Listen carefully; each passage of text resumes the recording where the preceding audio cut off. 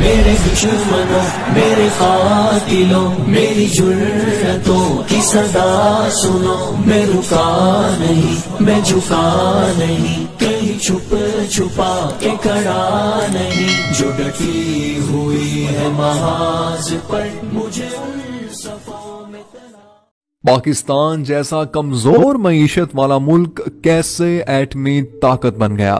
Doctor Abdul Qadeer Khan کس کی درخواست پر پاکستان آئے؟ آپ کی تنخواہ کتنی مقرر ہوئی اور پہلی تنخواہ کتنے عرصے بعد ملی؟ ایٹم بم کے خالق اور معروف پاکستانی سائنسدان ڈاکٹر عبدالقدیر خان ہندوستان کے شہر بھوپال میں ایک پشتون گھرانے میں پیدا ہوئے۔ آپ نے 15 برس تک یورپ کے اعلیٰ تعلیمی اداروں میں تعلیم حاصل کی۔ ہالینڈ سے ماسٹرز آف سائنس اور بیلجیم سے ڈاکٹریٹ آف انجینئرنگ کی اسناد حاصل کی۔ ڈاکٹر عبدالقدیر خان شادی سے پہلے تک جرمنی میں ہی مقیم تھے۔ آپ کی زوجہ کا تعلق ہالینڈ سے تھا، لہٰذا انہوں نے بھی ہالینڈ جانے کا فیصلہ کر لیا۔ ہالینڈ میں انہوں نے ڈیلف یونیورسٹی میں داخلہ لیا۔ یہاں یہ بات قابل ذکر ہے کہ ڈیلف یونیورسٹی میں ہالینڈ کے مقامی طلبہ کو بھی ڈگری حاصل کرنے کے لیے کئی سال تک تحقیق اور مشکل ترین مراحل سے گزرنا پڑتا ہے، مگر ڈاکٹر عبدالقدیر نے یہاں بھی اپنی بے مثال ذہانت کا لوہا منوایا اور 80% سے زیادہ نمبر حاصل کر کے ماسٹر آف انجینئرنگ کی ڈگری حاصل کی اور ریکارڈ قائم کر دیا۔ بعد ازاں وہ کچھ عرصہ مشہور پروفیسر برگزر کے ساتھ بطور اسسٹنٹ کام کرتے رہے۔ ان کی صحبت میں رہ کر آپ کی تخلیقی صلاحیتوں کو مزید جلا ملی۔ دلچسپ بات یہ ہے کہ ڈاکٹر عبدالقدیر خان پر ہالینڈ کی حکومت نے اہم معلومات چرانے کے الزام میں مقدمہ بھی دائر کیا، لیکن ڈاکٹر عبدالقدیر خان کی خوش قسمتی تھی کہ جب ہالینڈ، بیلجیم، برطانیہ اور جرمنی کے پروفیسرز نے ان الزامات کا جائزہ لیا تو انہوں نے ڈاکٹر عبدالقدیر خان کو بری کرنے کی سفارش کرتے ہوئے کہا کہ جن معلومات کو چرانے کی بنا پر مقدمہ دائر کیا گیا ہے وہ تو عام کتابوں میں بھی موجود ہیں، جس کے بعد ہالینڈ کی عدالت عالیہ نے ان کو باعزت بری کر دیا۔ آپ 31 مئی 1976 کو پاکستان کے اس وقت کے وزیر اعظم ذوالفقار علی بھٹو کی دعوت پر پاکستان تشریف لائے اور انجینئرنگ ریسرچ لیبارٹریز کے نام سے پاکستانی ایٹمی پروگرام پر کام شروع کیا۔ بعد ازاں 1 مئی 1981 کو اس ادارے کا نام صدر پاکستان جنرل محمد ضیاء الحق نے تبدیل کر کے doctor A.Q. Khan research laboratories رکھ دیا۔ یہ ادارہ پاکستان میں یورینیم کی افزودگی میں نمایاں مقام رکھتا ہے۔ ایٹمی طاقت بننے کی کہانی ڈاکٹر عبدالقدیر خان کی زبانی کچھ یوں ہے۔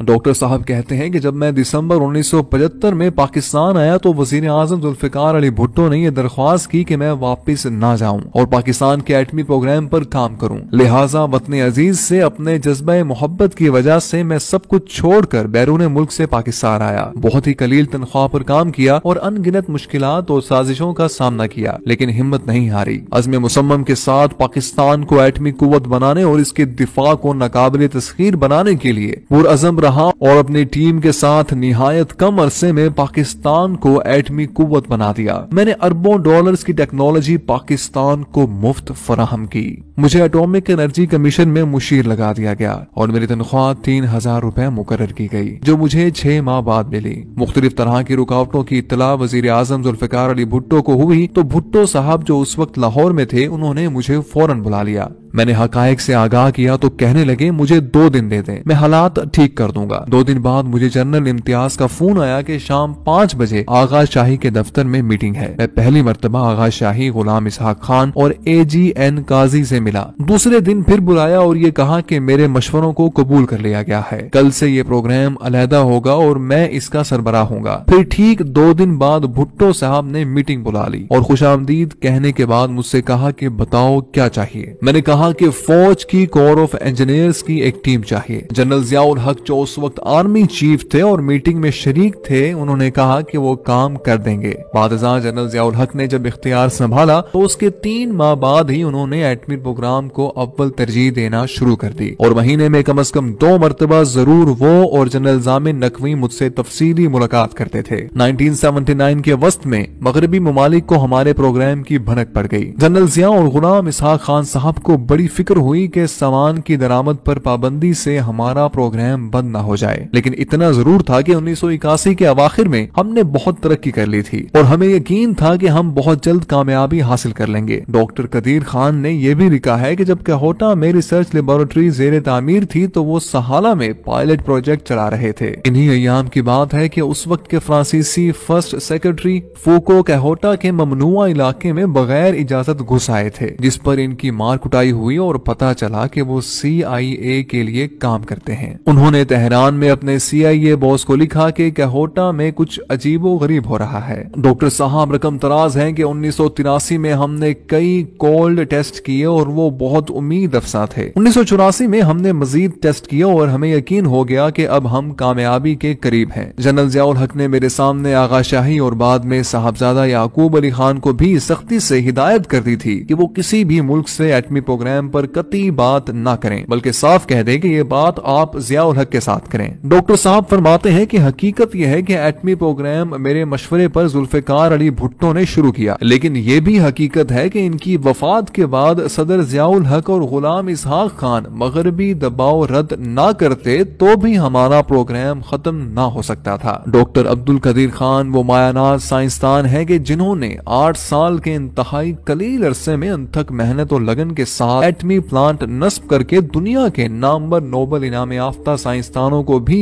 वर्ताए हैरत में डाल दिया। 28 मई 1998 को आपने भारतीय एटमी तजर्बों के मुकाबले में हुकूमत वक्त से तजर्बाती एटमी धमाके करने की दरख्वास्त की। बिलाखिर वजीर आजम मियां मोहम्मद नवाज शरीफ ने चागी के मकाम पर 6 कामयाब तजर्बाती एटमी धमाके किए। इस मौके पर डॉक्टर अब्दुल कदीर खान ने पूरे आलम को पैगाम दिया कि हमने पाकिस्तान का दिफा नाकाबिले तस्खीर बना दिया है। यूं आप पूरी दुनिया में मकबूल आम हुए। सऊदी मुफ्ती आजम ने अब्दुल कदीर खान को इस्लामी दुनिया का हीरो करार दिया और उस वक्त सऊदी हुक्मरानों ने पाकिस्तान के लिए खाम हालत में तेल मुफ्त फराहम करने का फरमान जारी किया। मगरबी दुनिया ने प्रोपेगेंडे के तौर पर पाकिस्तानी एटम बम को इस्लामी बम का नाम दिया, जिसे डॉक्टर अब्दुल कदीर खान ने बखुशी कबूल किया। परवेज मुशर्रफ दौर में पाकिस्तान पर लगने वाले एटमी मवाद दूसरे ममालिक को फराहम करने के इल्जाम को डॉक्टर अब्दुल कदीर ने मुल्क की खातिर सीने से लगाया और नजरबंद रहे।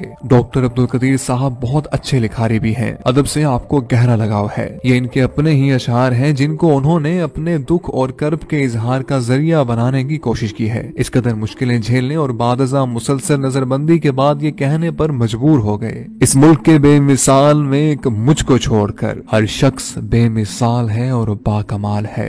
गुजर तो खैर गई है तेरी हयात कदीर, सितम जरीफ मगर कूफियों में गुजरी है। अगर ये कहा जाए तो बेजाना होगा कि कायद आजम मोहम्मद अली जिन्ना ने पाकिस्तान बनाया और डॉक्टर अब्दुल कदीर खान ने इसका दिफा नाकाबिले तस्खीर बनाया। गोया एक बनाने वाला और दूसरा इस्तेहकाम बख्शने वाला है। 1993 में कराची यूनिवर्सिटी ने डॉक्टर अब्दुल कदीर खान को डॉक्टर ऑफ साइंस की एजाजी सनद से नवाजा। 14 अगस्त 1996 में सदर फारूक लगारी ने इनको पाकिस्तान का सबसे बड़ा सिविल एजाज निशान इम्तियाज दिया, जबकि 1989 में हिलाल इम्तियाज का तमगा भी इनको अता किया गया। आपने 150 से जायद साइंसी तहकीकाती मज़ामीन भी लिखे हैं। डॉक्टर अब्दुल कदीर खान एटमी साइंसदान होने के साथ साथ इंतहाई रहम दिल और इंसानियत का दम भरने वाले इंसान हैं और इंसानियत की खिदमत के लिए भरपूर किरदार अदा करने का जज्बा रखते हैं। डॉक्टर अब्दुल कदीर खान ने इसी जज्बे के तहत पाकिस्तान के दूसरे बड़े शहर लाहौर में डॉक्टर AQ खान अस्पताल के नाम से बुनियाद रखी है।